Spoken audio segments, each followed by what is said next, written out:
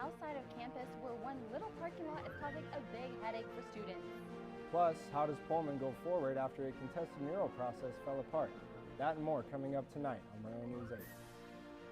From the Northwest Public Broadcasting Studios on the campus of Washington State University, this is Murrow News 8. Good evening, I'm Natalie Newcomb. And I'm Zygmunt Soroka. Welcome to Murrow News 8. A residency program at Pullman Hospital is one step closer to reopening.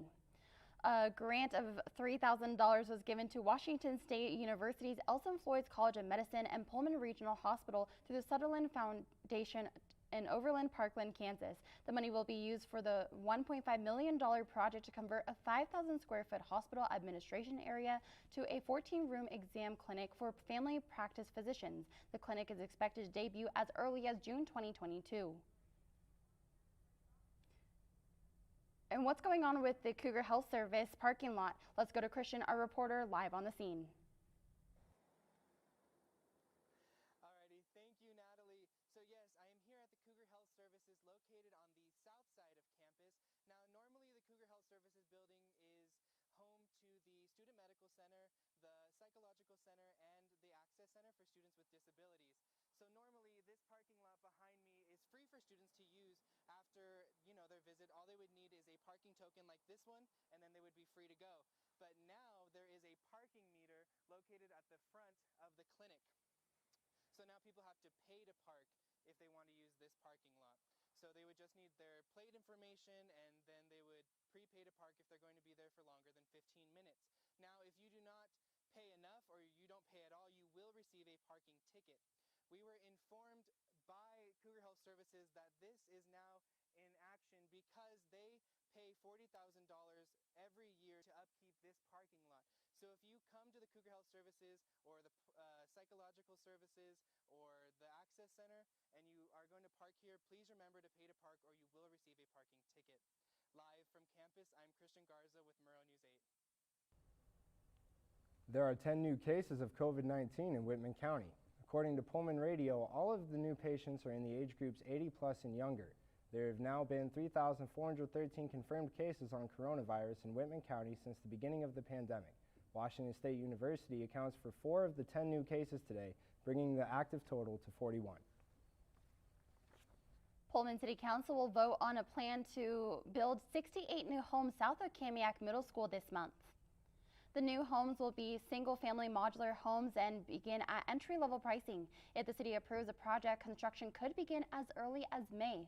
Some residents are concerned the site may have an impact on wildlife and agriculture, but city officials have determined that there are no significant environmental issues with developing the land.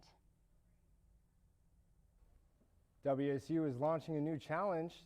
2 philanthropic families have joined the institution on a fundraising challenge for 2 new facilities for athletics. The goal is to raise $6 million, and the money will go towards construction of the indoor practice facility and renovating the Champions Complex. The City of Pullman's End Racism Now mural is being revamped. A new subcommittee was formed to start the project again for a mural that promotes harmony, unity, and recognizes racial inequality. That subcommittee met Tuesday and agreed to proceed with a mural for the retaining wall at Spring and Main that would feature panels. The work would be a commissioned piece, with the city first issuing a request for qualifications from artists with recommendations to the council on who to hire for the first panel. Each year, a new panel will be added to the mural. An Idaho man that was arrested for pointing a gun at Pullman police after a high-speed car chase last April has finally received a sentence. 33-year-old Dustin Pearson has been sentenced to 3 years in federal prison with 3 years probation to follow. Pearson has been in trouble with the law for unlawful firearm possession since 2016. Attention educators. Governor Jay Inslee, following direction from the White House, is prioritizing educators to get the COVID-19 vaccine. Teachers, pre-K-12 educators, school staff, and licensed child care workers can get the vaccine immediately and have been added to the current phase of 1B, although this change may take some time to be reflected in the state's Phase Finder website. This 1B group also includes those who are 65 years old and those 50 and older living in a multi-generational household. After a year of remote learning, Puyallups high schoolers are finally making their way back to the classroom. This week will be the first week that students ranging from 10th grade to 12th grade will be able to enter into a hybrid model of learning. The hybrid model groups students together to come into the building twice a week, every other week for in-person learning. Puyallup has put a series of protocols in place, which includes health screenings, temperature checks at the door, mandatory masks throughout the school building, and classmates maintaining a 6-foot distance between each other in the classroom. In just a moment, we'll take a look at weather and the latest bout of sunshine. But first, mask mandates across the state of Texas are coming to a turbulent end. This and more coming up after the break.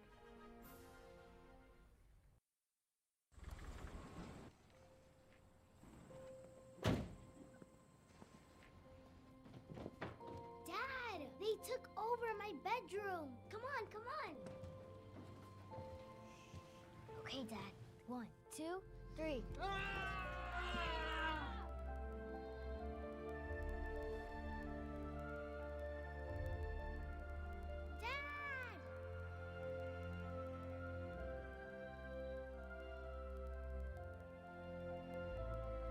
You saved me.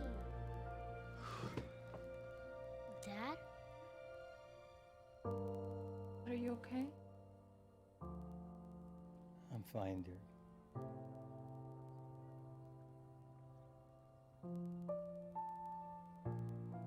Your hero needs you now, and AARP is here to help. Find the care guides you need at aarp.org/caregiving. The Johnson & Johnson one-dose vaccine has now been administered for the first time in the United States outside of a trial. 86-year-old Barbara Schmallenberger was the first to receive the vaccine in Columbus, Ohio. Schmallenberger told CNN that she was shaking with excitement and could not wait. The one-dose vaccine can be easily transported and kept in normal fridge temperatures, making almost 4 million doses available immediately. 16% of the total U.S. population has received at least one shot of a vaccine as of Tuesday morning. President Biden signed off a plan to place stricter income caps for the next stimulus package, which is currently at $1.9 trillion. The proposal would exclude any individuals making more than $80,000, as well as households who make more than $160,000 in a year. The household measure had a higher cap, with $100,000 being the limit for individuals and a $200,000 cap for households. The sun's out, but how long will it last? Let's go to Vonne at the weather wall.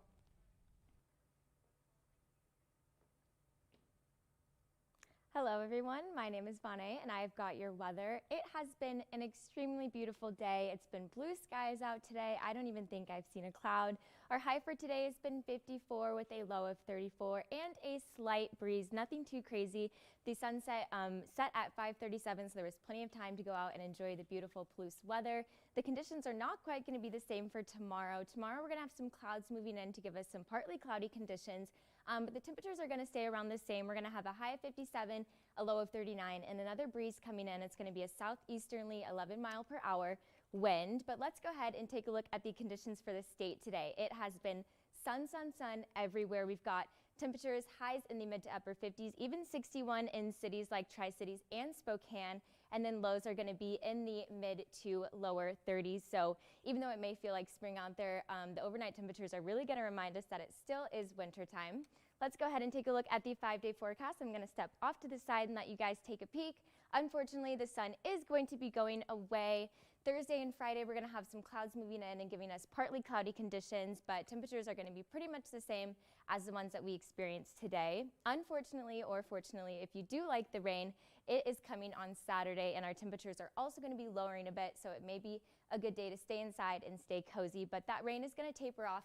And Sunday and Monday, we're going to be experiencing some cloudy conditions with temperatures in the mid to upper 40s and lows in the mid to lower 30s. That's all I've got for you guys. Back to you at the desk. Thanks, Vonne. How many home games will Cougar football play this year? And which Cougar program is on their way to the playoffs? That and more coming up in just a moment.